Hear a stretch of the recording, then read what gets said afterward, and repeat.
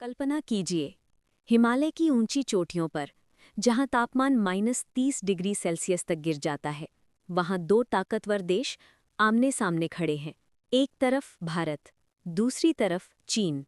दोनों के पास आधुनिक हथियार, दोनों के पास परमाणु शक्ति और दोनों के बीच एक ऐसी सीमा जो आज तक पूरी तरह तय नहीं हुई। अगर यहाँ एक चिंगारी भी भड़की, तो क्या ये एक बड़े युद्ध में बदल सकती है? और अगर ऐसा हुआ तो इसका असर सिर्फ इन दो देशों तक सीमित नहीं रहेगा, बल्कि पूरी दुनिया को हिला सकता है। आज हम जानेंगे भारत और चीन के बीच युद्ध की असली सच्चाई, इतिहास, ताकत, रणनीति और भविष्य। भारत और चीन दोनों प्राचीन सभ्यताएं, लेकिन आधुनिक राजनीति में इनके रिश्ते हमेशा आसान नहीं रहे।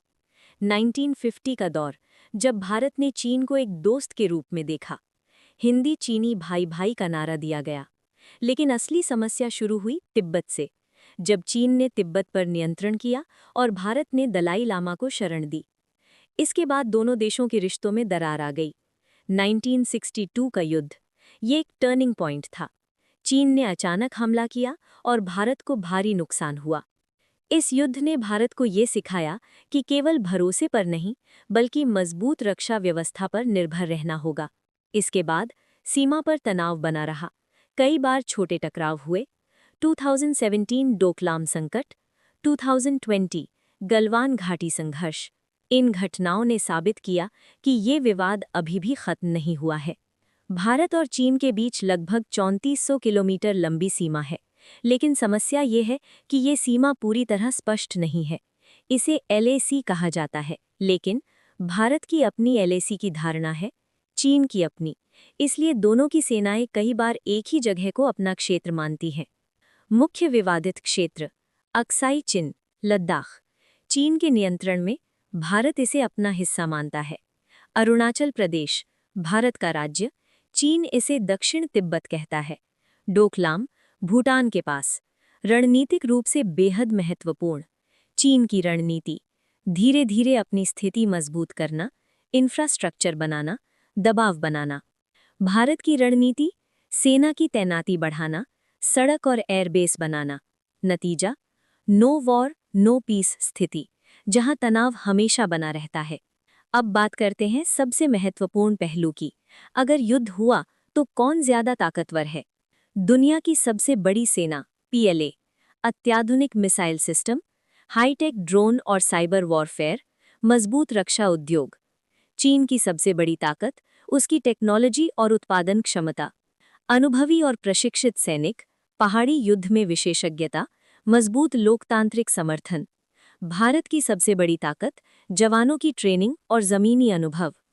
चीन के पास ज्यादा विमान, लेकिन भारत के पास बेहतर पायलट ट्रेनिंग। यहाँ भारत को फायदा है क्योंकि हिंद महासागर में भारत की मजबूत पकड़ है। दोनों देशों के पास परमाणु हथियार हैं। इसका मतलब युद्ध का स्तर बहुत खतरनाक हो सकता है। अब सबसे बड़ा सवाल, इतनी टेंशन होने के बाद भी युद्ध क्यों नहीं हो रहा? भारत और चीन के बीच बड़ा व्यापार है। अगर युद्ध हुआ तो दोनों देशों को भारी नुकसान होगा। अमेरिका, रूस और अन्य शक्तियां इस युद्ध को रोकना चाहेंगी। दोनों देश बैठके और बातचीत जारी रखते हैं। दोनों जानते हैं कि अगर युद्ध बढ़ा तो परिणाम विनाशकारी होगा। शुरुआत होगी सीमावर्ती क्षेत्रों में संघर्ष से, फिर होगी एयर स्ट्राइक, साइबर अटैक, उसके बाद पूरे देश पर असर।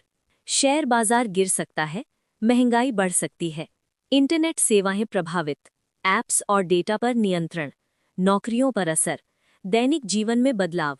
सबसे बड़ा खतरा, अगर ये युद्ध परमाणु स्तर तक पहुंचा तो ये सिर्फ भारत और चीन में ही, बल्कि पूरी दुनिया को प्रभावित करेगा। असली युद्ध अब सिर्फ सीमा पर नहीं है, ये है टेक्नोलॉजी की लड़ाई, AI की लड़ाई, अर्थव्यवस्था की लड़ाई। जो देश इन क्षेत्रों में आगे होगा, वही भविष्य में सुपर पावर बनेगा। तो क्या भारत और चीन के बीच युद्ध होगा? जवाब है, संभावना है, लेकिन निश्चित नहीं।